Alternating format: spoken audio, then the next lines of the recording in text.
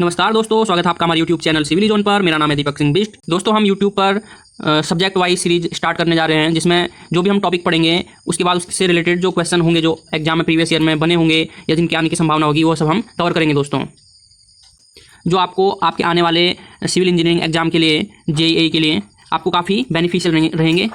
जो भी स्टेट या सेंट्रल लेवल के आप सिविल इंजीनियरिंग के जो पेपर देंगे, ठीक है, तो उसमें आपको काफ़ी हेल्पफुल रहेंगी, जिसमें हम एक्स्ट्रा टॉपिक कवर न करके जो एग्जाम पॉइंट ऑफ व्यू से इंपॉर्टेंट होंगे उन्हीं को हम कवर करेंगे। ठीक है, तो शुरू करते हैं दोस्तों हम इन्वायरमेंटल इंजीनियरिंग से। तो लेट्स स्टार्ट। इन्वायरमेंट, जैसे कि आपको मालूम है, इन्वायरमेंट यानी कि जो हमारे चारों ओर का आवरण है, जिसमें सभी जीव जंतु और सभी भौतिक वस्तुएं होती हैं। ठीक है, तो हमारा इन्वायरमेंट काफ़ी साफ़ सुथरा रहे और सभी चीज़ें उसमें एक सुव्यवस्थित ढंग से चलें, जिससे हमें जो भी रिक्वायरमेंट है, जैसे हमें वाटर सप्लाई है, ठीक है, पीने के लिए पानी है, तो भी एकदम प्योर फॉर्म में हमें मिले, ठीक है, पॉल्यूटेड ना मिले। और जो वेस्ट प्रोडक्ट होता है, ठीक है, उसको भी इस तरह से डिस्पोज करें कि इन्वायरमेंट को कोई हानि ना हो। ठीक है, तो इस चीज़ के लिए जो स्टडी है और जो एप्लीकेशन है, उसी को ही क्या बोलते हैं, इन्वायरमेंटल इंजीनियरिंग। ठीक है, तो इन्वायरमेंटल इंजीनियरिंग को दोस्तों हम दो पार्ट में डिवाइड कर सकते हैं। ठीक है, वाटर सप्लाई इंजीनियरिंग और waste water engineering. Water supply engineering यानी कि जिसमें जो पानी है, ठीक है, उसका जो सप्लाई है वो लोगों तक पहुँचे, ठीक है, एकदम प्योर फॉर्म में, यानी कि ट्रीटेड वाटर उनको मिले। ठीक है, अगर वाटर पॉल्यूटेड है तो उसको हम क्या करेंगे, ट्रीटमेंट करेंगे, उसके बाद लोगों तक पहुँचाएंगे, ठीक, जिससे साफ पानी मिलेगा। और जो दूसरा चीज़ है वेस्ट वाटर इंजीनियरिंग, जो भी हमारे घरों से वेस्ट वाटर निकलता है, ठीक है, जैसे टॉयलेट बाथरूम से निकलता है, ठीक, तो उसको हम किस तरह से मैनेज करके डिस्पोज करते हैं, है ना, तो उस चीज़ को हम वेस्ट वाटर इंजीनियरिंग में पढ़ेंगे। ठीक है, तो दोस्तों पहले पढ़ेंगे हम वाटर सप्लाई इंजीनियरिंग। ठीक है, तो इसमें फर्स्ट पॉइंट देखते हैं कि क्वान्टिटी ऑफ वाटर, यानी कि सबसे पहले हमें ये मालूम होना चाहिए कि कोई सिटी है या कोई टाउन है तो वहाँ पे कितने पानी की आवश्यकता है ना, यानी कि क्वांटिटी ऑफ वाटर हमें मालूम होना चाहिए।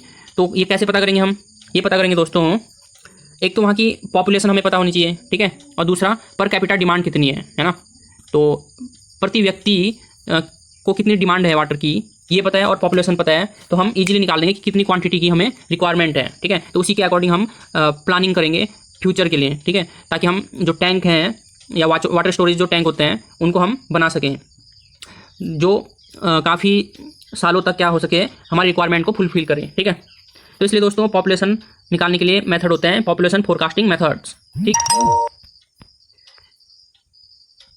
तो उससे पहले हम ये देख लेते हैं कि पॉपुलेशन जो है किन किन चीज़ों पर डिपेंड होती है, यानी कि factors responsible for growth of population, यानी कि कौन कौन से फैक्टर हैं जो पॉपुलेशन की ग्रोथ में रिस्पॉन्सिबल होते हैं। पहला है बर्थ दोस्तों, जितना ज़्यादा बर्थ होगा उतनी ज़्यादा पॉपुलेशन बढ़ेगी। ठीक है, जन्म दर बढ़ने पे पॉपुलेशन बढ़ेगी। डेथ रेट कम होगा तब भी पॉपुलेशन क्या होगी, ज़्यादा होगी, है ना, या डेथ रेट ज़्यादा होगा तो पॉपुलेशन कम हो जाएगी, यानी कि डेथ भी क्या कर रहा है, पॉपुलेशन को इफेक्ट कर रहा है। तीसरा माइग्रेशन, ठीक है, यानी कि कोई सिटी है, वहाँ पे दूसरी जगह से लोग क्या कर रहे हैं, माइग्रेट हो रहे हैं, है ना, जैसे कि उत्तराखंड में गाँव से लोग, ठीक है, माइग्रेट होके शहरों में चले गए हैं, जैसे देहरादून, हल्द्वानी, है ना, तो यानी कि इन सिटीज़ की पॉपुलेशन क्या हो गई है, बढ़ गई है माइग्रेशन की वजह से। ठीक है, और जो गाँव है, गाँव में कम हो गई है। ठीक है, तो पॉपुलेशन को इफेक्ट करता है माइग्रेशन भी, है ना, तो तीन टर्म हैं जो काफ़ी ज़्यादा क्या करते हैं, इफेक्ट करते हैं। अब पॉपुलेशन फोरकास्टिंग मेथड की बात करें दोस्तों, एरिथमेटिकल मेथड होता है, ठीक है, ज्योमेट्रिकल इंक्रीज मेथड होता है ना, तीसरा होता है इंक्रीमेंटल इंक्रीज मेथड, चौथा ग्राफिकल मेथड, पांचवा लॉजिस्टिक मेथड, छठा रेशनल मेथड और सातवां जोनिंग मेथड। ठीक है, तो ये इंपॉर्टेंट है, और भी मेथड्स हो सकते हैं।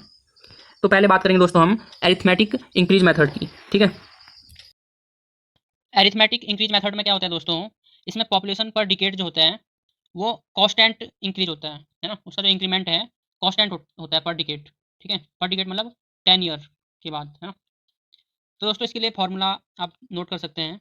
ठीक है, यानी पॉपुलेशन एन मतलब जिस भी डिकेड में आपको पॉपुलेशन फाइंड आउट करनी है, ठीक है, और पी नोट यानी कि लास्ट पॉपुलेशन, और एन यानी जितने डिकेड के बाद आपने पॉपुलेशन निकालनी है। ठीक है, 2 डिकेड 3 डिकेड, तो एन की वैल्यू, ठीक है, वो नहीं रखनी है कि कितने डिकेड में पॉपुलेशन फाइंड आउट करना है।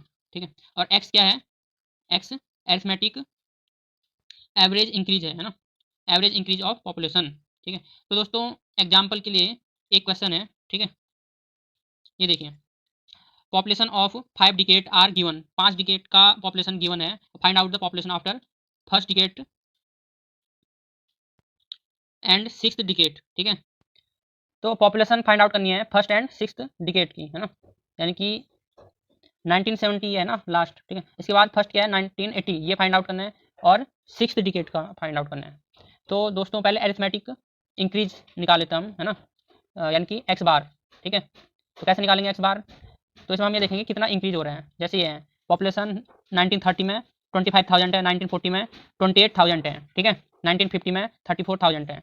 तो इंक्रीमेंट दोस्तों कितना हो रहा है, तो यहाँ पे कितना था 25,000 था, इससे 28,000 हो गया, तो 3,000 का इंक्रीमेंट हुआ। ठीक है, इसी तरह 28 से फिर 34 हुआ, यानी 6,000 का इंक्रीज हुआ, 34 से 42 यानी कि 8 का इंक्रीज हुआ, है ना।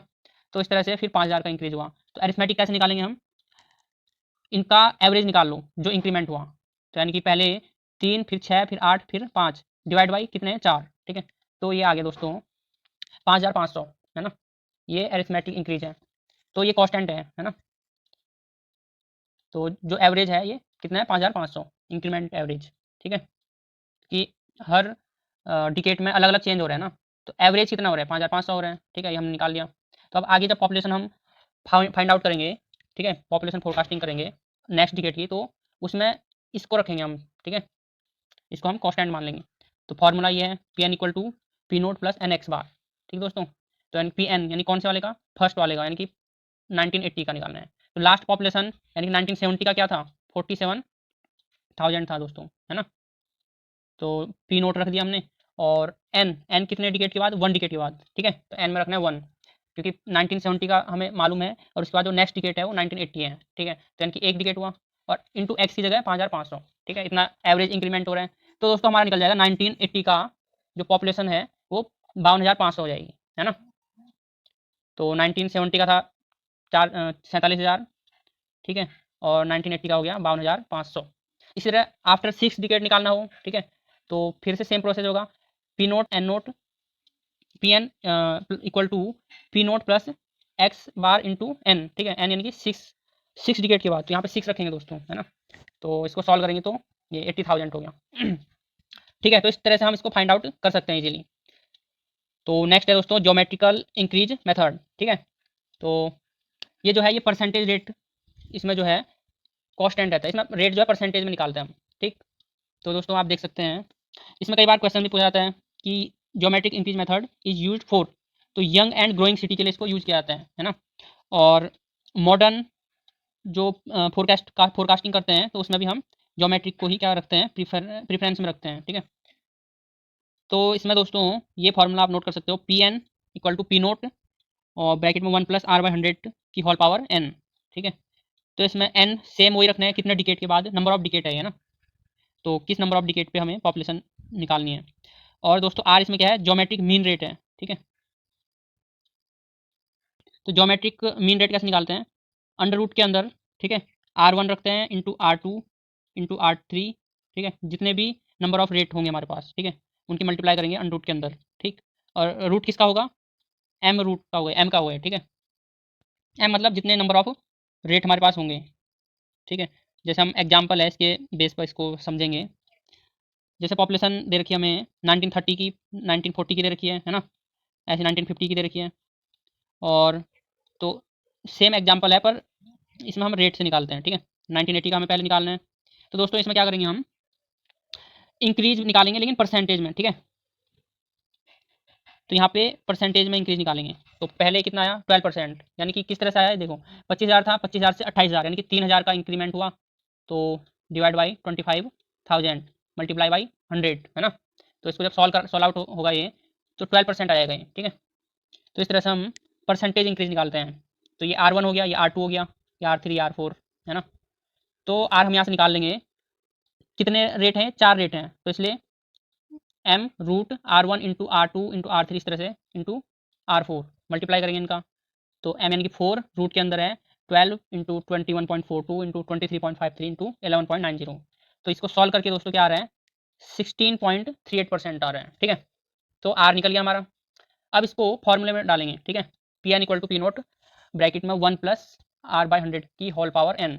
तो आर की जगह आर की वैल्यू रख देंगे, और एन यानी कितने नंबर ऑफ डिकेट के बाद हमें निकालना है, तो एक।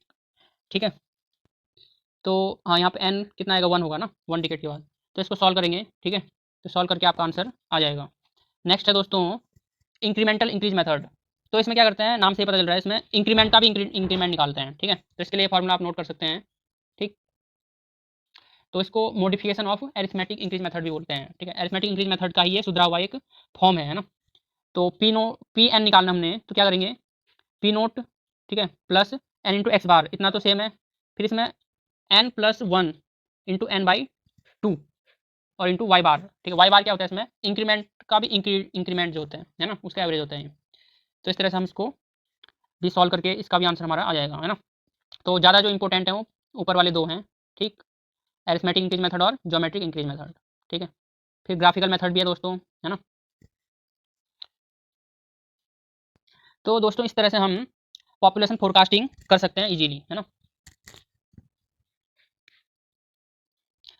तो इसमें हमने क्या देखा अभी तक, देखो अभी तक हमने क्या देखा कि जो इन्वायरमेंटल इंजीनियरिंग है उसे हम दो पार्ट में डिवाइड करते हैं, वाटर सप्लाई इंजीनियरिंग और वेस्ट वाटर इंजीनियरिंग, ठीक है। वेस्ट वाटर इंजीनियरिंग को हम बाद में पढ़ेंगे, अभी हम क्या पढ़ रहे हैं, वाटर सप्लाई इंजीनियरिंग। तो वाटर सप्लाई यानी कि पॉपुलेशन को हमने क्या करनी है, वाटर हमने प्रोवाइड कराना है, तो कितना क्वांटिटी, कितनी क्वांटिटी में हमने प्रोवाइड कराना है, तो वो हमें तभी मालूम पड़ेगा जब हमें पॉपुलेशन पता चलेगी, है ना, और पर कैपिटा डिमांड कितनी है, तो तभी हमें क्वांटिटी ऑफ वाटर मालूम पड़ेगी कि किसी भी सिटी में कितने पानी की आवश्यकता होगी जस्ट अभी या कुछ सालों के बाद, है ना। तो जिस भी ईयर का हमें फाइंड आउट करना है कि इतने वाटर की रिक्वायरमेंट होगी, तो उसके हिसाब से हम क्या करेंगे, जो टैंक हैं, टैंक को हम डिज़ाइन करेंगे, जैसे 15 साल या 20 साल के लिए कर रहे हैं, तो फ्यूचर की जो प्रोबेबिलिटी होगी, है ना, उसके अकॉर्डिंग ही करनी पड़ेगी, ठीक है, ताकि हमें बार बार नया टैंक ना बनाना पड़े, ठीक है। तो उसकी इतनी कैपेसिटी होनी चाहिए कि वो फ्यूचर में अगर पॉपुलेशन बढ़ती भी है तो उसको क्या कर सके, वो उसके लिए कैपेबल हो, ठीक है। तो उसके लिए हमें, अगर हमें क्वांटिटी निकालनी है तो पॉपुलेशन पता होनी चाहिए। तो पॉपुलेशन कैसे निकालते हो हमने देख लिया, ठीक है। अब दूसरा आता है पर कैपिटा डिमांड, कि पर कैपिटा को कितनी डिमांड है, ठीक है। तो ये चीज़ हम अब देखते हैं। तो दोस्तों पर कैपिटा डिमांड यानी कि एक व्यक्ति को कितने पानी की आवश्यकता होती है।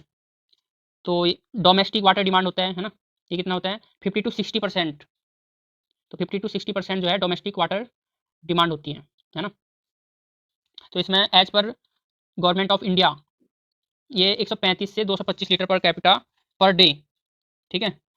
तो इतना वेरी करता है ये 135 से 225, ठीक। अगर फुल फ्लशिंग सिस्टम है, जैसे सिटी में होते हैं, ठीक है, फुल फ्लशिंग सिस्टम होता है, तो वहाँ पे 200 litre per capita per day जो हमें आवश्यकता होती है, ठीक है। स्मॉल टाउन्स और विलेजेस में 135 litre per capita per day, ठीक है। तो मिनिमम ये है ना, मैक्सिमम 225 तक जा सकते हैं, ठीक। तो दोस्तों क्वेश्चन बनता है यहाँ से, है ना। तो स्मॉल टाउन और विलेज में पूछे तो 135 और full flushing system in cities में तो 200 लीटर LPCD, ठीक है। तो ये किस में था दोस्तों, ये था डोमेस्टिक वाटर डिमांड के लिए, ठीक है, घरों में जो पानी यूज करते हैं हम उसमें। दूसरा है कॉमर्शियल वाटर डिमांड, तो 10 से 20% पानी जो है कॉमर्शियल डिमांड में जाता है ना। तो एवरेज जो है ये 20 से 50 LPCD इसकी डिमांड होती है ना। तो कॉमर्शियल में देख लेते हैं हम, जैसे सिनेमा एंड थिएटर हो गया, इसमें 15 LPCD, ठीक है, कई बार एग्जाम में पूछे गए हैं ये, तो इसलिए इसमें इंक्लूड किए हैं। हॉस्पिटल्स में 340 से 450 LPCD, ठीक है। 100 बेड है तो 340 और मोर देन 100 हैं तो 450 भी ले लेते हैं, ठीक है। स्कूल्स में दोस्तों 45 से 135 LPCD की ज़रूरत होती है। गवर्नमेंट ऑफिसेज में 45 to 90 LPCD। तो इन्हें आप नोट कर सकते हैं, काफ़ी इंपॉर्टेंट है ये एग्जाम पॉइंट ऑफ व्यू से। तीसरा दोस्तों इंडस्ट्रियल वाटर डिमांड, तो 20 से 30% जो पानी होता है वो इंडस्ट्रियल यूज के लिए डिमांड होती है उसकी, है ना। तो एवरेज जो डिमांड होती है लीटर पर कैपिटा पर डिमांड जो है 50 से 450 तक ये वेरी करता है, ठीक है। और नेक्स्ट है दोस्तों demand for public use. Public use जैसे पार्किंग्स में या रेलवे स्टेशन, बस स्टेशन, ठीक है। तो इन जगहों पे क्या होता है, जो पानी हम यूज करते हैं तो वो लेस देन 5%, ठीक। तो parks, railway station, washing of roads, public drinking के लिए जो पानी रिक्वायर्ड होते हैं, है ना। नॉर्मली इसको LPCD में अगर हम बोलें तो 10 LPCD, ठीक है। तो कई बार एग्जाम में पूछ ले जाते हैं। नेक्स्ट है दोस्तों फायर डिमांड, ठीक है, जैसे आग लग जाती है कहीं किसी बिल्डिंग में, है ना, तो वहाँ पर पानी की जो रिक्वायरमेंट होगी उसके लिए IS ने कुछ गाइडलाइंस बनाई हैं, ठीक है। मिनिमम जो वाटर प्रेशर होना चाहिए, ठीक, वो कितना होना चाहिए, जो हमारा जेट होता है जिससे पानी क्या करते हैं, तो फायर ब्रिगेड वाले होते हैं, फायर ब्रिगेड वाले वो क्या करते हैं, जो मतलब पानी का जो छिड़काव करते हैं उसमें जिस जिस भी पोर्शन में बिल्डिंग के मतलब फायर डिमांड है, जहाँ पे भी पानी की आवश्यकता है, ठीक है, जहाँ भी आग लगी है, तो वाटर जेट जो है उसका प्रेशर कम से कम कितना होना चाहिए, 1 से 1.5 kg पर सेंटीमीटर स्क्वायर, ठीक है, 4.5 आवर तक, 4.5 घंटे तक इस प्रेशर से मिलना चाहिए, है ना। Minimum head up to 12 to 15 meter तक, 4.5 आवर तक, है ना।